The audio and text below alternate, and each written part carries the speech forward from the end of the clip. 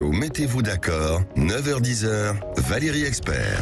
Bonjour à toutes et à tous, heureuse de vous retrouver lundi 12 décembre. Il fait froid partout en France, couvrez-vous.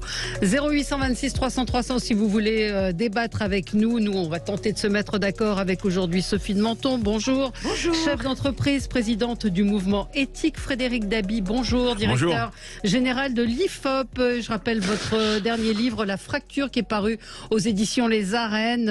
Une idée de cadeau de Noël, cher Frédéric. Mickaël Darmon ne devrait pas tarder à arriver. Il sera avec nous dans un instant, journaliste politique chez i24 News. Il a publié Les secrets d'un règne dans les coulisses d'un quinquennat de crise aux éditions de l'Archipel. Et Nicolas Corato, il est là avec nous en studio. Président fondateur du think tank Place de la République. France-Maroc, demi-finale sous tension. Emmanuel Macron a-t-il raison de se rendre au Maroc pour cette demi-finale? Éric Ciotti, nouveau président des LR. On va parler également de corruption avec ce qui se passe au Parlement européen. Le Qatar qui aurait corrompu, donné de l'argent à la vice-présidente du Parlement européen. On va revenir sur tous ces sujets et bien d'autres, évidemment, avec vous. On commence avec vos coups de cœur, vos coups de gueule. Allez, un petit coup de projecteur sur, c'est bientôt Noël, sur le papier. Oui, alors évidemment, j'ai un coup de gueule, un coup de cœur. Le coup de gueule, on va en parler largement. C'est la corruption généralisée qui est insupportable. Et non, j'ai fait, mon réalisateur me dit que j'ai dit que le président se rendrait au Maroc et non, évidemment, il va se rendre au Qatar. Oui, c'est vrai. Il serait mieux qu'il se rende au Maroc, d'ailleurs. Voilà, pardon. Excusez-moi, Sophie. Et non, pas du tout. Et donc, j'avais un coup de gueule énorme, mais on en reparlera. Oui. Et puis, j'avais un coup de cœur parce que j'ai trouvé un article qui était très sympa. Vous savez qu'il y a une crise épouvantable sur le papier. Ouais. Les éditeurs n'y arrivent plus. Ouais. Ça coûte une fortune, etc. Et pendant les fêtes, on produit en moyenne 2 fois plus de déchets que le reste de l'année, parce qu'on fait des magnifiques cadeaux, et vous avez vu ce que ça donne à la fin de la distribution du sapin, c'est une horreur, avec des parterres de cadeaux, après on a des... voilà. Et ils avaient une très bonne idée de faire des paquets cadeaux avec des couvertures de journaux qui sont très belles, avec des pubs, avec du carton, d'écrire à la main très joliment les noms des gens, donc d'avoir une espèce de créativité. Et il y a des tissus aussi, il y a des sociétés françaises qui ont imaginé des tissus, des enveloppes tissus pour faire des cadeaux. Et qu'on garde nos tote bags. On a toutes les femmes ont des tote bags, on passe sa vie avec des tote bags, donc on peut faire des cadeaux qui sont recyclables et qui restent, etc.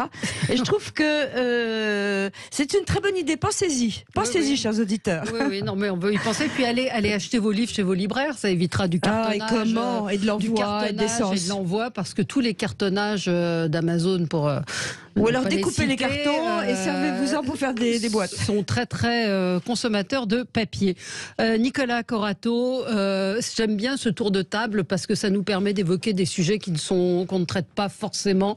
Et là, c'est un coup de gueule justement sur cette indifférence des médias français au sujet de coup d'État en Allemagne. Oui, d'une tentative de coup d'État qui aurait été déjouée. En tout cas, l'annonce a eu lieu en Allemagne mercredi dernier, où les autorités allemandes ont annoncé qu'elles avaient procédé à une des plus grandes opérations de police depuis la Seconde Guerre mondiale. Plus de 3000 policiers qui étaient mobilisés pour démanteler un réseau qui s'apprêtait à mettre en œuvre une tentative de coup d'État, avec notamment une invasion armée du Bundestag qui était prévue. Cette affaire, elle est majeure en Allemagne. Elle déclenche un séisme politique. L'AfD, qui est le parti d'extrême droite, vient d'être mis sous surveillance policière officiellement par l'équivalent du procureur national allemand. Bref, tout ça est une actualité très lourde, très difficile. On se souvient de l'assaut par les partisans QAnon du Capitole à Washington. Finalement, cette histoire nous la rappelle. Mais ce qui m'a beaucoup choqué, c'est finalement l'indifférence des médias en France face à cette actualité, face à cette information qui devrait quand même nous saisir, parce que, sans faire d'analogie rapide, nous vivons en Europe, effectivement, aujourd'hui de nouveau dans la crainte d'une arrivée au pouvoir de l'extrême droite qui arrive toujours au pouvoir, soit par la violence, soit par les urnes, mais qui ne renonce jamais à l'exercice de la violence. On ne peut pas comparer quand même notre extrême droite à ça. Moi, je pense qu'il faut... Alors, question, c'est un relent nazi, en plus, je crois, cette attaque. Pas vraiment, c'est pas... Non, on n'est pas sur des relents nazis, on est plus sur un mouvement qui correspond au mouvement Quanon, c'est-à-dire un mouvement complotiste qui considère que, notamment, il faut reprendre, que l'armée doit reprendre en main le pays, ce pays qui va vers la décadence. Donc, on n'est pas du tout sur des aides nécessairement nazies. Bien sûr, il y a des personnalités qui sont connues pour leur antisémitisme, mais il y a une ancienne députée de l'AfD qui a été arrêtée, qui est une juge, une magistrate en fonction. Je dis simplement qu'il y a toujours... Moi, j'aurais beaucoup plus peur de l'extrême gauche en France. Il y a toujours... Pardonnez-moi, pour l'instant, les tentatives de coup d'État de l'extrême gauche en France ont été assez rares et sont assez rares. Mais il y a je pense qu'il faut... Moi, ce qui me choque le plus dans cette histoire, c'est le fait que les médias français en aient peu parlé et que quand ils en ont parlé, je pense notamment à une séquence sur BFM TV que je vous conseille de regarder, on regarde ça avec un peu de... On a l'impression que c'est folklorique. Alors on se dit oui, il y a un ancien prince qui s'appelle Henri XIII, il y a un militaire à la retraite. Enfin, dans cette tentative de coup d'État, plusieurs casernes de la Bundeswehr avaient été ciblées par les activistes et étaient prêts à basculer. Donc on a notre principal partenaire européen, la principale démocratie du continent européen qui est victime d'une tentative de coup d'État, et en France finalement très très peu de réactions médiatiques, voire politiques.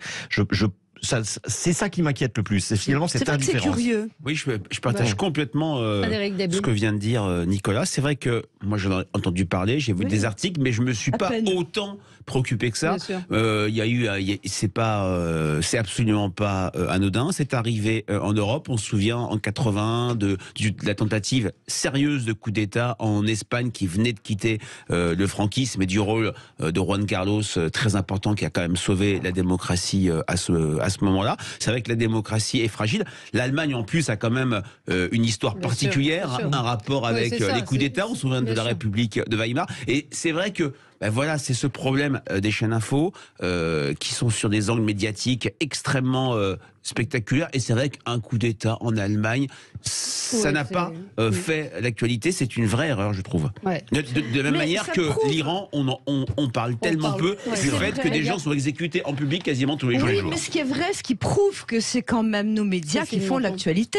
Parce que les médias n'en ont pas parlé. Alors pourquoi voulez-vous qu'il y a des entrefilés dans la presse écrite? Les médias n'en ont pas parlé. On ne parle plus de l'Afghanistan. On ne parle pas. Ce matin, il y avait on ne parle pas de l'Afghanistan, Michel Darmon, bonjour. Non, il a l'air étonné. Bonjour, Michael. On a un problème de micro. Pardon, oui. Non, mais on ne parle pas de l'Afghanistan. Ce matin, dans le Figaro, il y a un grand article sur un opposant birman. On ne parle pas de la Birmanie, qui vit sous le coup d'une junte militaire. Mais on n'arriverait plus à parler de quoi que ce soit. C'est un drame planétaire. Oui, sauf qu'à un moment, moi, je regarde les journaux télévisés. Non, mais vous, Valérie, évidemment, et heureusement, c'est pour ça qu'on vous aime. Mais quand même, je veux dire, les masses médias, et c'est quand même nos voisins directs. Ils n'ont pas dit un mot sur l'Allemagne. C'est vrai que l'Allemagne, on en a très peu parlé. Michael Darmon. Oui, c'est une habitude maintenant de devenir extrêmement hexagonal dans notre manière de lire l'actualité. C'est vrai que aussi la chaîne d'info a au fond cassé un système qui était celui, un principe d'ordre du journalisme, c'était la hiérarchie des informations. Là maintenant, il y a une information qui s'impose, deux informations maximum et qui ensuite sont déclinées à l'envi. De ce point de vue-là, c'est vrai qu'on peut regretter que sur certains grands médias, on ne parle pas de tous les sujets. Mais enfin, le sujet, par exemple, que l'on traite là sur la tentative de coup d'État en Allemagne a été aussi traité sur d'autres ondes, dans la presse écrite. Donc il n'y a pas que les chaînes d'infos. Il faut dire aussi, on ne peut pas aussi regretter un manque de diversité et ne regarder qu'un seul média. Il n'y a pas que les chaînes d'infos. Mais j'essaye de voir quasiment un jour sur deux ou presque le JT de TF1 ou de France 2.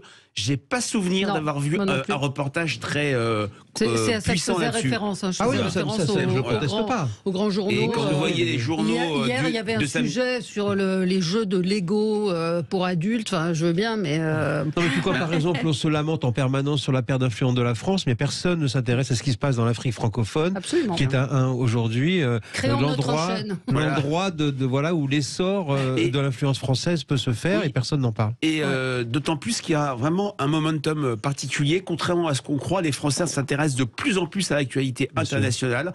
L'époque où c'était seulement dévolu aux personnes âgées, aux cadres supérieurs, aux personnes diplômées est complètement révolue, tout simplement parce que les Français ont conscience que ce qui peut se passer au bout de la planète ou à nos frontières peut avoir des conséquences directes sur nos vies. CF inflation, crise énergétique et bien sûr crise terroriste. Allez, c'est le moment de jouer avec Sud Radio. Vous le savez, nous avons un grand sapin de Noël. Grand sapin de Noël avec des centaines de cadeaux. Et oui, Sophie, vous l'avez vu ce sapin en arrivant. Les auditeurs fidèles de Sud Radio peuvent nous appeler évidemment pour jouer. 0826 300 300 avec de très nombreux cadeaux magnifiques, une shooting box, c'est un photographe qui vient chez vous pour immortaliser des moments en famille ou tout seul si vous préférez, un séjour au Futuroscope, une montre Kelton, des livres Kelton, oui, Kelton, revient. Et donc vous pouvez jouer et nous prendrons le 7e appel aujourd'hui et on tirera au sort le gagnant dans un instant. Allez, on se retrouve dans quelques petites secondes pour continuer à commenter l'actualité. Avec vous, on va parler du foot, évidemment. À tout de suite. Sud Radio, mettez-vous d'accord. 9h-10h, Valérie Expert. Avec vous sur Sud Radio, avec Nicolas Corato, Frédéric Dabi, Sophie de Menton et Mickaël Darmon. Permettez-moi un petit gros coup de gueule. Alors, je m'interroge toujours de savoir s'il faut donner de l'importance ou pas à ces gens. Fabrice de Visio, mais ça m'a passablement énervé. Il est revenu sur la proposition, enfin sur l'annonce du président de la République d'offrir gratuitement, d'offrir les préservatifs aux moins de 18 ans. Est-ce que c'est le rôle du président de la République ? C'est un autre débat qu'on a eu vendredi. Mais lui, il dit pour ces médecins distribuer des préservatifs à des mineurs sans considération d'âge est une mesure de santé publique et le visionnage de porno en primaire, une éducation à la sexualité. Mais empêchons le porno, il n'y a pas besoin de préservatifs. Non, mais tous ces gens au-delà de Visio qui ont dit oui, alors à 7 ans, ils vont pouvoir acheter des préservatifs. C'est lamentable. Mais vous êtes où? Vous vivez où des enfants de 7... Et que font les parents? Bon, bref, c'était un petit... Ça vous a pas énervé aussi, Nicolas? Moi, monsieur Divisio m'énerve plus. Il me fatigue. Je crois qu'il fatigue tout le monde. Je me demande même s'il se fatigue pas lui-même. Mais je pense que voilà, faudrait qu'on relève un peu le niveau. Voilà, relevons le niveau et parlons de. C'est très souvent ça qu'on le reconnaît, monsieur Divisio. Parlons d'autre chose. Je pense que c'est lui faire trop d'honneur que de même consacrer l'énergie à ce qu'il dit. Absolument. On a plein de sujets en fait, donc ça va être les coups de cœur, les coups de gueule mélangés.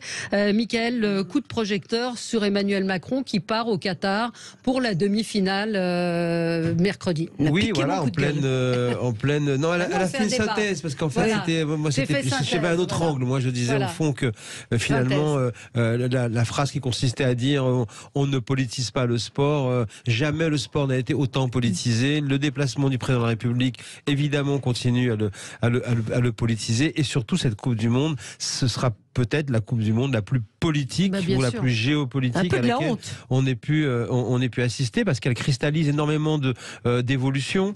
Au fond, qu'on aime ou qu'on n'aime pas le football, cette compétition, elle raconte toujours où en est le monde, comment il fonctionne et quelles sont les évolutions et les mutations en cours.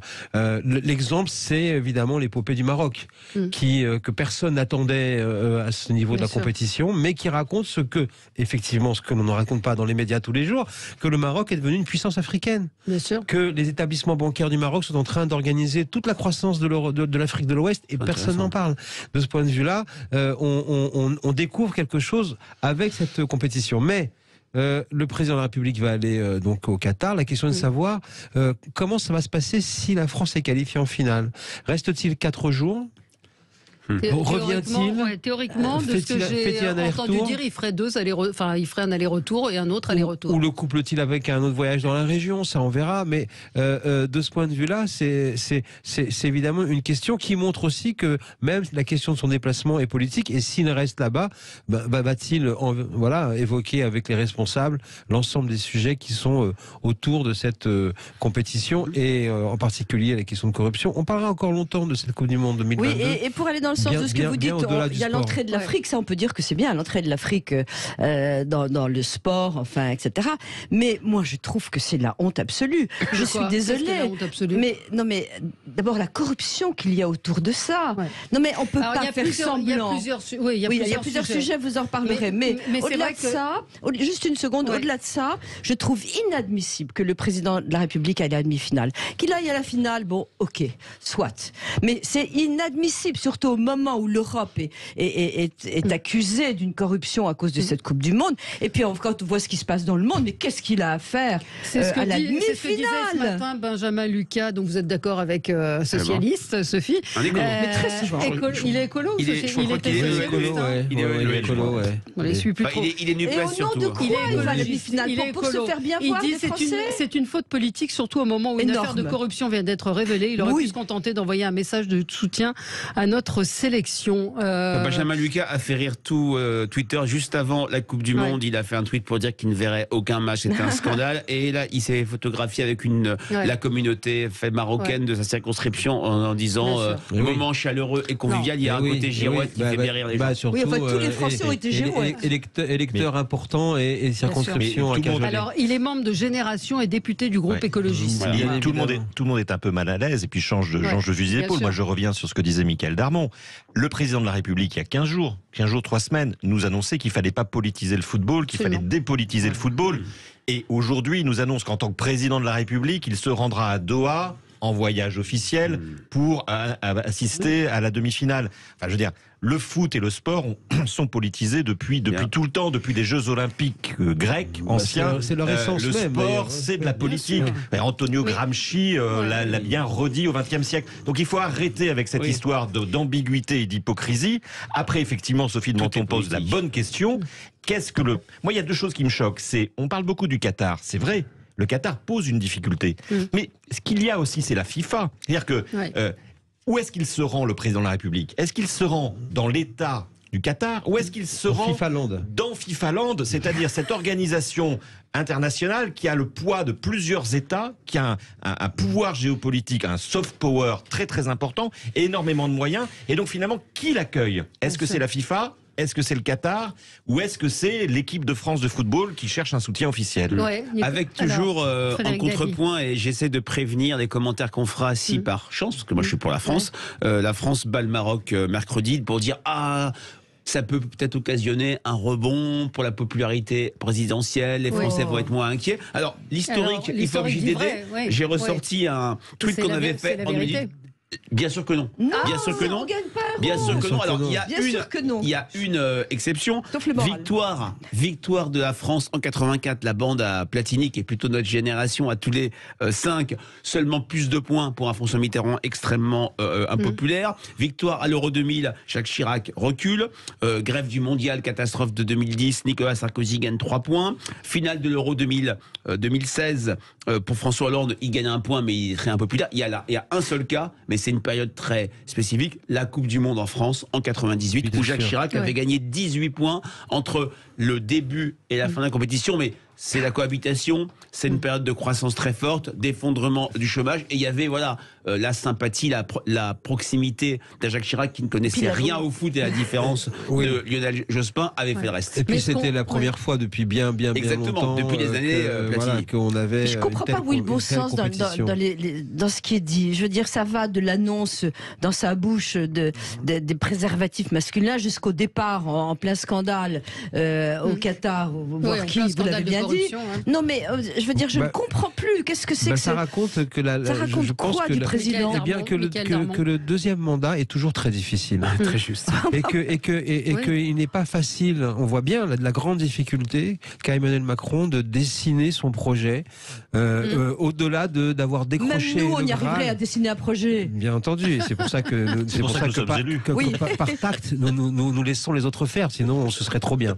Mais en fait, la difficulté est de dessiner son projet. Et il reste encore, je pense, sous la sidération d'avoir décroché le Graal, c'est-à-dire d'avoir été réélu dans des conditions politiques et politologiques pratiquement impossibles, parce que tout le monde disait que c'était impossible dans le cas de la Ve République d'être réélu hors cohabitation. Faut dire que le désert autour. Il a fait, peut-être, peu importe, il a fait. Et de ce point de vue-là, on a le sentiment qu'au-delà de cela, il y a une difficulté à trouver maintenant un projet, à trouver même un intérêt dans le fait de diriger le pays. Et surtout la question. Oui, c'est ça qu'il espère. Et puis, j'entends par là la question de savoir quelle sera son empreinte dans ce qu'on appellera bientôt la décennie Macron. Michael, vous disiez ces événements sportifs nous disent des choses sur la société. Moi, il y a une chose qui m'a frappée, dont on parle assez peu, c'est la religion. C'est le poids de la religion. C'est-à-dire ces Marocains qui disent c'est grâce à Allah qu'on a gagné, ces joueurs qui font la prière sur le terrain, et Giroud qui se signe et qui dit vous connaissez ma foi. Mais Valérie, c'est vieux encore comme le football, pardon, mais quand vous regardez les Napolitains, les Italiens qui se signent 15 fois, Maradona, la main de Dieu, enfin bien sûr qu'on a transposé dans l'univers du foot également des univers religieux. Mais oui, mais c'est parce que le sport est une forme de syncrétisme et que... Jusqu'à Jean-Vincent Placé qui a tweeté Hamdoulillah avec le drapeau marocain. Oui, ce qui est beaucoup plus intéressant, ce que je veux dire, c'est que c'est un retour du nationalisme. Oui, il y a vraiment, on a incarné aujourd'hui. C'est pas toujours le cas. Et ce qui est extraordinaire, c'est qu'on est autour de la nation, autour d'une équipe de foot qu'on n'a pas élue, on se sent français alors que on a une démocratie dont on veut même plus. La France n'a plus de sens. Et tout d'un coup, c'est nos frontières, c'est le nationalisme, c'est la patrie. C'est extraordinaire. Mais la France, moi aussi, que le nationalisme soit incarné par ce sport, qui par ailleurs engendre quand même énormément de violence, je trouve ça très curieux. C'est le retour du nationalisme, il n'y a pas mieux. C'est notre démocratie. Oui. En fait, moi j'ai quand même le sentiment que ces grandes messes footballistiques viennent un peu comme une logique un peu cathartique, c'est-à-dire qu'en fait, on cherche l'émotion pour dépasser le cadre toujours ultra-rationnel de nos vies, de l'état de droit. Donc c'est un moment où on est dans une logique de rassemblement totalement émotionnel qui prend le pas sur la raison. Le problème, c'est que maintenant ça déborde des stades. Dans de plus en plus de sphères, c'est l'émotion qui prend le pas sur la raison. Et ça, mais une fois de plus, il y aura un effet bulle de savon dans 15 jours, on n'en parlera plus de la Coupe du Monde. Vous savez combien de temps a duré l'effet de la Coupe du Monde 2018 ? Il a duré une semaine, même pas. Parce qu'au lendemain, 24 heures, parce il y avait l'affaire Benalla. Voilà, il y avait l'affaire Benalla qui est venue immédiatement effacer. Mais alors, le temps d'un journal est venu effacer tout ce qu'il y avait autour de la Coupe du Monde. Donc, ça montre bien à quel point c'est très éphémère. Oui, c'est tout à fait ça. Michael a raison de rappeler le précédent 2018 avec le bus des Bleus qui ne s'est pas arrêté sur les Champs-Élysées, qui a créé une vraie déception, l'affaire Benalla, l'été, puis un automne très compliqué pour Emmanuel Macron, démission de Nicolas Hulot, départ de Gérard Collomb et bien sûr le mouvement des Gilets jaunes. Voilà, le foot, le sport et politique. Il y a même eu un conflit, une guerre dans les années 70 entre le Honduras et le Salvador après un match de football extrêmement tendu. Donc tout est politique de ce point de vue-là. L'effet... l'erreur serait de croire que cette parenthèse enchantée que nous vivons, puisque la France est... Enchantée. Merci Sophie pour les cœurs. Après cette demi-finale, peut-être une finale, peut-être une victoire. Il n'y a pas un pays qui a gagné 2 fois de suite depuis le Brésil dans les années 60. Va faire oublier l'obsession sur le pouvoir d'achat, l'inquiétude sur l'inflation, la réforme des retraites. Donc il ne faut pas être naïf. Les émeutes du soir, moi j'ai très peur des émeutes. Bon, il n'y a pas eu samedi. Samedi, il y avait beaucoup de monde. C'était assez festif. Des tirs de mortier, mais il n'y a rien eu de cassé. Mais des tirs de mortier, c'est quand même assez spectaculaire. Oui, il y a eu des feux d'artifice un peu partout. Oui, mais je trouve que France-Maroc, c'est très symbolique. Oui, mais on verra. Mais là, il ne s'est rien passé réellement. Il n'y a pas eu de dégradation. Il y a eu 3 scooters brûlés sur les champs. Qui étaient dans un événement avant. Dans un événement avant, absolument. Il n'y a rien eu. Donc alors, est-ce que Macron a raison, oui ou non? Chacun, est-ce qu'il a raison d'aller à la demi-finale? Il est dans son rôle. Il est dans son rôle. Il est dans son rôle, dit Frédéric. Sophie dit non. De président, chère Sophie. Sophie dit non, Mickaël? Non, moi je pense qu'il aurait dû cette fois-ci encourager à distance. Parce là, que si peut-être aller à la finale, pourquoi pas. Mais en même temps, on sait au prix qu'il va aussi accueillir les Bleus à l'Élysée. On aura tout le décorum si effectivement ils deviennent champions. Et même d'ailleurs s'ils ne le sont pas, ils seront reçus. On le sait déjà, on l'imagine déjà. Il y aura bien sûr une manifestation populaire. Donc au fond, les occasions de célébrer l'équipe de France ne manquent pas. Peut-être cette fois-ci prendre l'avion et être dans les gradins avec tout ce à quoi on peut déjà penser qu'on va assister n'est pas forcément indispensable. Alors, on va passer à un autre sujet avec vous, Frédéric Dabi. C'est un sondage IFOP. Là aussi, ça fait partie des sujets qui ont été assez peu commentés. Oui, il y a eu quelques articles. Oui, j'ai envie de reprendre ce qu'a dit Nicolas. J'ai été très étonné. Alors, bien sûr, on attend toujours qu'un sondage IFOP soit repris parce que ça fait plaisir à nos commanditaires. Et le sujet me paraît important. Et surtout qu'un sondage précédent fait pour Charlie Hebdo il y a quelques années avait donné lieu à de très forts commentaires, voire à un débat sur la scène politique et médiatique. C'est un sondage IFOP pour Écran de Veille sur la laïcité, fait non pas auprès de l'ensemble des Français, Valérie, mais auprès de 1006 enseignants, donc des personnes confrontées sur le terrain. Et on a, j'enlève ma casquette de neutralité, si je puis dire, je vous dis ce que je pense, on a des résultats que je trouve extrêmement préoccupants, pour ne pas dire très inquiétants. 52% des enseignants se sont déjà auto-censurés pour éviter des incidents possibles sur le sujet de la religion depuis septembre 2021, donc on est quand même sur une période extrêmement courte. Ça monte à 60% chez les moins de 40 ans, 65% en REP, les anciennes ZEP. 3 enseignants sur 10 ont été confrontés à des contestations d'enseignement au nom de la religion. C'est une minorité, mais 3 enseignants sur 10 dans une logique d'extrapolation, bien sûr, ça fait beaucoup d'établissements scolaires. Presque 1 sur 2, 45%, a une atteinte à la laïcité durant la vie scolaire, notamment le port de signes religieux ostensibles. Et puis, ce qui frappe, c'est les réactions ou le sentiment de ne pas avoir été soutenu. À peine la moitié a signalé à l'administration les incidents. Ça met une lumière différente sur le fait que les statistiques mensuelles font état d'une forte augmentation. On voit que beaucoup de choses ne sont pas signalées. Et puis on a un regard sévère sur Pape Ndiaye, puisque 3/4 des enseignants, 77%, ont le sentiment que le ministère n'a pas tirer les enseignements de l'affaire Samuel Paty, qui reste un événement traumatique pour beaucoup de Français. Et un enseignant sur 5, 19%, a vu des contestations de l'hommage à Samuel Paty. Vous voyez, ce sont des chiffres que je trouve très préoccupants, surtout si on les voit dans une logique d'extrapolation. Oui. C'est toujours paradoxal. Jean-Michel Blanquer était voué aux gémonies parce qu'il était beaucoup trop considéré comme beaucoup trop organisé, focalisé sur les questions de laïcité, de fermeté, d'autorité à ce sujet-là. Et voilà que maintenant, le ministre, donc Pape Ndiaye, qui a été un peu nommé parce que le profil était aussi antagoniste vis-à-vis de Jean-Michel Blanquer, eh bien aussi n'est pas considéré. Donc le problème, on ne sait plus par quel bout le prendre. Mais sur l'autocensure des enseignants, le chiffre est assez inquiétant. Bien sûr, c'est inquiétant, mais c'est surtout, ça montre bien à quel point la question de la laïcité, enfin le principe de la laïcité n'est pas compris. Et peut-être ne correspond-il pas à une partie de la population française. Et peut-être faut-il aussi regarder peut-être des choses de manière différente. C'est-à-dire est-ce qu'on peut comprendre, transiger avec la laïcité? Non, mais peut-être faut-il. Oui, un peu. Comme Emmanuel Macron. La France, c'est la fille aînée de l'Église. Non, mais je ne sais pas quel débat on devrait mettre sur la table. Mais en tout cas. La cathédrale, nos églises, je vais vous laisser parler, vous allez voir Sophie Monton, mais juste je voudrais terminer la phrase. Comment dirais-je, la conviction d'Emmanuel Macron depuis le début de son mandat, c'est de dire l'État est laïque, la société ne l'est pas. En cela, il a raison. Oui. Mais il n'a pas été au bout de cette logique. Comme souvent, il pose les bons diagnostics, mais il ne va pas en tirer les conséquences opérationnelles.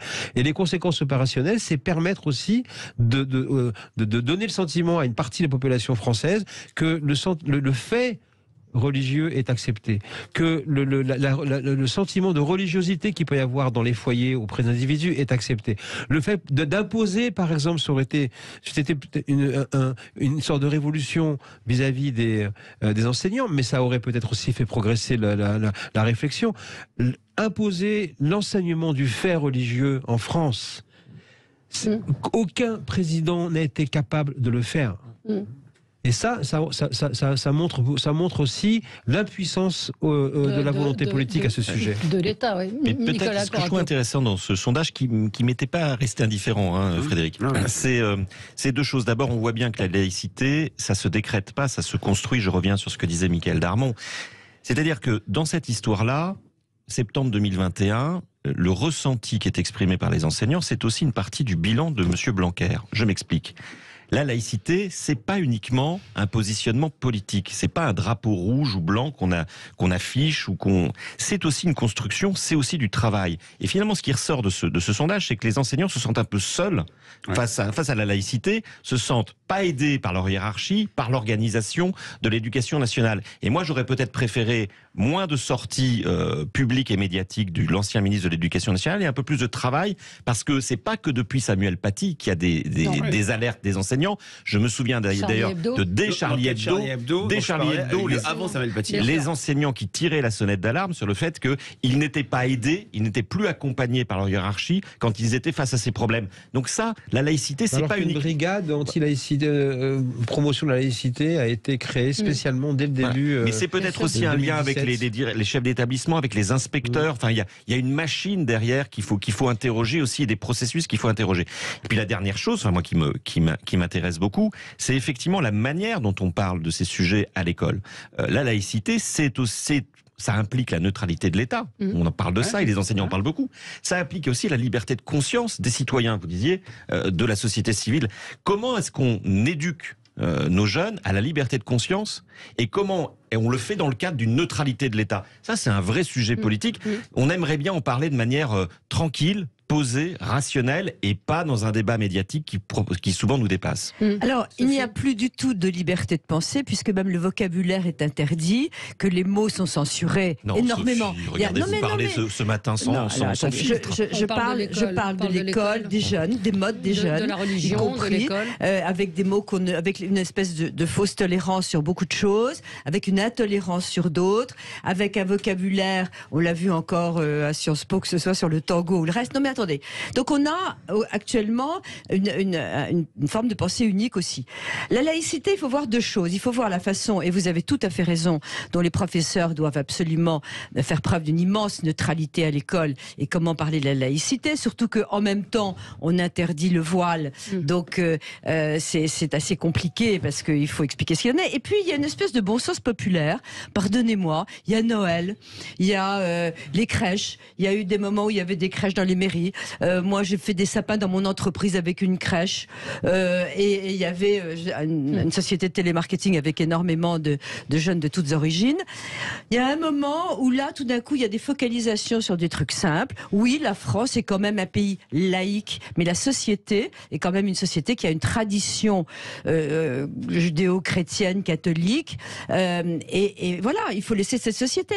Toute notre culture relève de cette religion. Donc, oui, laïcité pour l'État, mais laisser la société s'exprimer, et là, on n'a plus le droit. Alors, un tout petit mot. Non, mais s'il y a une publicité, je vais développer un peu plus longtemps. Alors, on va passer la pub, mais avant, on a notre gagnante. Sans transition, sans transition, on a notre gagnante. C'est le moment d'ouvrir le cadeau de Noël en direct sur Sud Radio. Et notre gagnante, c'est Delphine. Bonjour Delphine. Bonjour Valérie, bonjour tout le monde. Vous nous appelez de Cahors. Bonjour. Voilà, entre Cahors et Prayssac, dans le Lot. Et il fait froid chez vous aussi, j'imagine. Oui, il fait froid. Rémi André nous l'a dit, mais on confirme. Vous confirmez, bon, très bien. Vous êtes fidèle auditrice de Sud Radio ? Depuis les Chevaliers du Fiel étaient chroniqueurs et c'était de l'accordéon le dimanche matin chez vous. Ça a un peu changé depuis, alors on va... Et c'est quoi le cadeau ? Justement, elle n'a pas ouvert on va découvrir le cadeau. Vous savez qu'il y a une multitude de cadeaux et le numéro 7, c'est... Alors, vous avez gagné un moment de bien-être dans un institut Guinaud-Maricorps, un soin visage et corps d'une valeur de 120 €. Voilà, pour les fêtes, c'est un joli cadeau. Donc, je pense que vous trouverez un institut pas très loin de chez vous. J'utilise la marque Guinaud, c'est formidable. C'est parfait. Bon, Delphine, vous allez garder pour vous, l'offrir ? Je pense que je vais l'offrir pour ma sœur qui... ça lui fera un petit plaisir. Eh ben, voilà. Très bien, vous êtes très généreuse. Merci d'être fidèle à Sud Radio, Delphine. Continuez d'écouter Sud Radio et puis toute la journée jusqu'au 25 décembre, on vous offre des cadeaux toutes les heures. Donc il faut être bien à l'écoute. Moi je le regardais pour moi le soir. Ah bah oui, on vous reconnaît bien là. Allez, on se retrouve dans un petit instant sur Sud Radio. À tout de suite. Avec vous jusqu'à 10h pour commenter l'actualité. Alors je vous avais promis Frédéric. Par rapport à ce qu'a dit Sophie, je veux revenir sur l'école et donc sur la jeunesse. Moi ce qui me frappe à travers des enquêtes de l'IFOP pour Marianne, celle que j'ai faite pour mon livre, l'enquête Nouvelle Vague, c'est à quel point la définition de la laïcité crée une fracture entre jeunes et moins jeunes. Chez les plus de 35 ans, la définition, la question laïque, c'est le recul de l'influence des religions et la séparation entre le religieux et la politique, où le religieux doit rester dans l'espace privé. Chez les jeunes, c'est absolument pas ça. D'une part, quand on leur demande est-ce que derrière la laïcité se cache une certaine islamophobie, 2/3 des jeunes répondent par l'affirmative. Et pour eux, le principe laïque, c'est assurer l'égalité entre les religions et ne pas réduire leur influence. C'est l'image un peu de McDo, venez comme vous êtes. Donc ce qui explique que les jeunes soient plutôt favorables au port de signes religieux. Bien sûr. Il y a tout un chapitre dans votre livre sur les fractures sociétales. Sur les fractures sociétales et les jeunes. Je voudrais qu'on parle quand même des LR avec Éric Ciotti qui est devenu président des LR. Donc quel avenir pour LR, Mickaël Darmon? Je dirais un parti d'appoint. Un parti d'appoint. Oui, certains parlent d'une EPA possible du Rassemblement National. Non, mais il va y avoir une vraie scission de toute façon. Il y a deux choses, c'est que facialement, effectivement, c'est un parti qui va être écartelé entre la soumission aux macronistes et la disparition avec les Le Penistes. Donc, de ce point de vue-là, il y a une équation un peu impossible. Politiquement. Parce que on est quand même aussi face à un travail politique pragmatique. Les macronistes disent depuis quelques jours qu'au fond, ils espéraient la victoire de Ciotti parce qu'ils disent avec lui on peut dealer. Ouais. On n'est pas à l'abri d'être très surpris. La corruption, ça y est, on est reparti? Non, pas du tout. On peut dealer des accords. On parle politique, voyons. On est en démocratie quand même. Donc passer des accords politiques, notamment sur les retraites. Je l'ai entendu ce matin sur les ondes vis-à-vis du texte retraite. Il est déjà extrêmement, je dirais, flou. Et donc, ça prévoit peut-être effectivement un soutien inattendu de LR au gouvernement de ce point de vue-là. Voilà, il va certainement être beaucoup plus pragmatique qu'on imagine. Ce matin, il a dit qu'il y aura d'accord avec qui que ce soit. Oui, alors ils ont fait toute leur campagne. On parle pas d'accord. Là, on parle pas d'accord. Et juste pour terminer, pourquoi les macronistes disent ça? Ils ont repéré et apprécié à leur juste valeur un geste très discret du questeur Éric Ciotti, qui a trouvé un bureau à Richard Ferrand à l'Assemblée nationale au nom de son ancien statut. Et là, ils ont dit, OK, on a compris qu'il n'est pas dans une logique de guerre et que donc on va pouvoir éventuellement travailler avec lui. Vous pensez pas que c'est des histoires d'amitié? Oui, quand même. Moi, je pense rien. Vous savez que je suis journaliste, je ne pense rien. Je vous restitue ce que j'entends et la façon dont c'est interprété et ce que cela peut donner par la suite. Alors moi, j'étais très inquiète pendant toute cette campagne de voir que la seule chose, enfin inquiète, n'exagérons rien, de voir à quel point tous les deux disaient non mais surtout pas d'accord avec Macron. Comme si c'était l'enjeu. Enfin, je veux dire, on n'en a rien à faire. Il n'y en a pas un qui a dit je voterai ce qui est utile au pays et nous voterons ce qui est utile au pays. C'est navrant de voir ça. Et en plus, ce que je n'aime pas du tout, c'est que le balayage devant la porte de Wauquiez, mais qu'est-ce que c'est que ça? On en a fait tout un espèce de calcul politique. C'est Wauquiez qui sera candidat à la présidence. Un type, pardonnez-moi, mais qui est d'une lâcheté totale. Enfin, il envoie des gens balayer pour qu'il ait des palmes quand il prendra le chemin de la présidentielle. Je trouve ça, s'il le prend, je trouve ça lâche, il ne s'est pas exprimé une seule fois. La France va mal. Qu'est-ce que c'est que ce futur président qu'on nous fait miroiter et qui n'a pas été capable de réagir à quoi que ce ce soit. Vous êtes sévère, il n'est pas au pouvoir, il n'a pas les leviers. On n'en parle pas pendant la campagne. Non, mais il n'était pas... Excusez-moi, là je vais défendre dans le sens où... Vous plaisantez, il soutenait Ciotti, il n'arrêtait pas... Mais attendez, c'est une élection interne. Il est normal que des personnalités du parti soutiennent telle ou telle personne. Maintenant, c'est vrai que derrière Éric Ciotti, et Éric Ciotti, on peut pas dire qu'il l'ait caché. Il n'a pas un agenda. Non, il n'a pas caché. Mais Il a fait que ça. Il a fait une promo énorme. En 2023, il faudra le résultat est intéressant parce qu'avec 53%, en ayant mis Wauquiez, c'est faible, en tête de gondole, alors, ça veut bien dire que c'est faible en termes de mobilisation. On va rajeunir de 10 ans. Ces 53-47 sont un petit peu mieux que le 50-50. De Copé-Fillon. Donc voilà, maintenant ce que je trouve très intéressant, c'est à quel point le plus dur commence pour Éric Ciotti. Il a vraiment à résoudre ce problème d'espace qui est absolument fondamental pour LR, qui est absolument coincé parce que la droite est partout mais la droite est nulle part.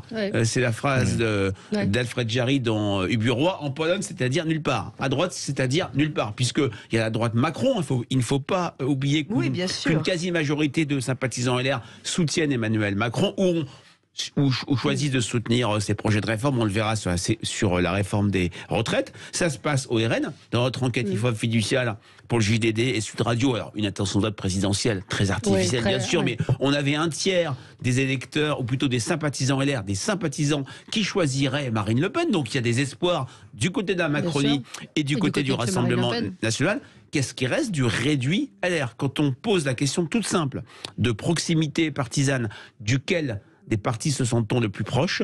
On avait 30% de oui pour l'UMP en 2012, à la veille de la défaite de Nicolas Sarkozy. On est à peine entre 8 et 10 aujourd'hui. Parce qu'ils ne pensent pas à l'intérêt de la France, on n'en parle jamais. Les Français n'en peuvent plus de l'instant, sérieusement. Il s'agit de prendre la présidence d'un parti. Oui, mais ça va bien plus loin. Ils ont eu tort de penser. Pas certain que ça aille plus loin. Mais ce président, il aura à charge de mettre en route une méthode pour que ce parti ait enfin un projet qui satisfasse et qui réponde aux appels des partis. Moi, ce qui me semble intéressant, c'est que on avait deux finalistes qui, sur le fond, on avait quand même du mal à départager. Mais une chose intéressante, c'est que Bruno Retailleau, moi je pense, était très clairement opposé à toute alliance et à tout clin d'œil au macronisme. Et d'ailleurs, il l'a prouvé en tant que chef des LR au Sénat, depuis le début de son mandat. C'est une constance et une cohérence qu'on peut lui reconnaître. Retailleau est contre tout pacte écrit ou non écrit avec les macronistes. Effectivement, Éric Ciotti, c'est plus la bouillabaisse. Pardonnez-moi de cette glossophobie, mais... Pourtant, il votait Zemmour. Éric Ciotti, il a un petit côté 4ème République. Il a un petit côté, j'arrange les coups dans les coins, et je vais me débrouiller avec tout ça pour continuer à exister. Je fais des grands clins d'œil à Éric Zemmour, mais en fait, je suis capable de travailler avec Éric Macron, Emmanuel Macron, mais pourquoi pas m'éviter. Ça, c'est la triangulation, ça. Il est fort. À un détail capillaire près, c'est à peu près la même chose, parfois sur certains sujets. Mais je pense qu'effectivement, on va assister à un grand numéro d'hommes élastiques à LR pour faire vivre le réseau des élus locaux, pour éviter le départ d'un certain nombre d'entre eux, qui a déjà commencé, mais qui pourrait être colmaté. Bref, Éric Ciotti n'a aucune cohérence politique, mais on peut lui reconnaître une certaine aisance à se pactiser et à se faire des alliances. Oui, bien sûr. Et de l'agilité, ce qui n'est pas interdit en politique. Moi, ce qui me frappe aussi, c'est que loin de... Tous ces scrutins internes sont loin des préoccupations des Français, mais en ce moment, le quinquennat est en train de se façonner politiquement, puisque c'est une grande mutation dans tous les partis. C'est Éric Ciotti, c'est Marine Tondelier chez les Verts, c'est Emmanuel Bompard chez LFI, c'est Hervé Marseille à l'UDI, c'est bientôt donc au PS, on verra si Olivier Faure est confirmé ou changé. Et donc il y a des plaques tectoniques politiques qui sont en train de bouger, qui mettent en avant une nouvelle génération de leaders, parfois inexpérimentés, qui sont issus du militantisme, qui ne sont pas des grands leaders et capitaines politiques, mais qui sont en train de façonner ce quinquennat qui va se terminer de la manière que l'on sait, c'est-à-dire Emmanuel Macron ne se représente pas. Et ça donne une configuration totalement différente en ce qui concerne l'émergence des ambitions, la capacité... En fait, on est comme en 2007, c'est-à-dire que il va falloir remplacer quelqu'un qui s'en va. Voilà. Et donc forcément, on pourra dire sans problème, les Français pour la première fois depuis longtemps votent pour.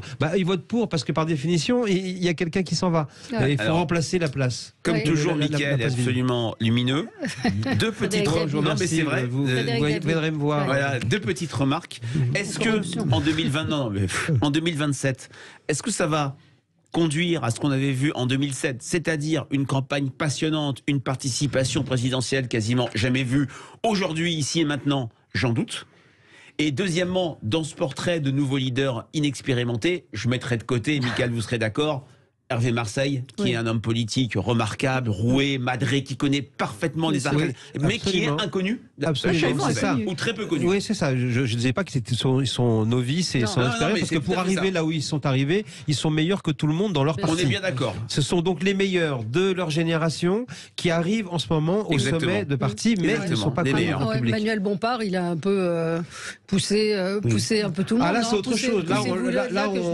Il va agir comme un révélateur, parce qu'il va montrer qu'au fond, à la France insoumise, c'est faites ce que je dis, mais ne faites pas ce que je fais. Il y a une remarque sur le vote et la démocratie un petit peu c'est de père en fils spirituel. Toute la réflexion, il y a encore une grande marge de manœuvre en termes de démocratie interne au sein de LFI. Absolument. Allez, on se retrouve dans un instant. C'est l'émission Média et merci à tous les quatre.